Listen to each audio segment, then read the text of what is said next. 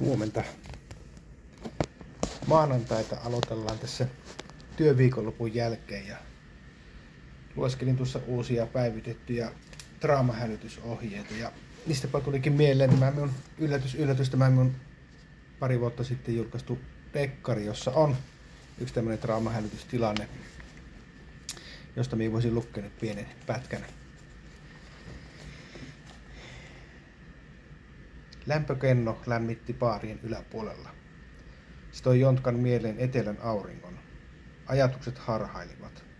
Jaanan kanssa hän oli ehtinyt tehdä yhden reissun Kreetalle. Hän oli vitsailut vaimolle nudistirannasta. Ymmärtääkseen hän oli nyt täysin kelteisillään. Hän olisi voinut toistaa tuon vitsin hoitoryhmälle. Jontka avasi silmänsä ja näki keskittyneen näköisiä värikkäisiin huomioliiveihin pukeutuneita miehiä ja naisia. Kaikki hänelle ennestään tuntemattomia. Pilailu tulkittaisiin sekavuodeksi, joten hän jätti ajatukset omaan tietoonsa. Hän voisi käyttää sitä myöhemmin, vaikka Lillin ja Arton kanssa. Mistä nuo kaksi johtuivat juuri nyt mieleen? Ihan kuin hän olisi nähnyt heitä jossain vasta äskettäin. Samassa hän muisti. Hänet oli piipi.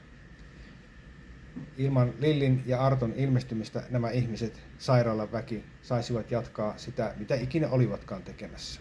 Hänet oli yritetty surmata. Jontka halusi kysyä päällekarkaajasta. Hän yritti puhua. Ääni lohkeili, eikä päässyt kurkkua ylemmäs. Hän selvitti sitä ja kysyi uudestaan. Kiinni. Onko se saatu kiinni? Ensin näytti, ettei kukaan kuullut häntä. Protokolla oli tarkka. Ilmeisesti siitä puuttui vielä kohta, jossa määriteltiin, kuka sai vastata potilaalle.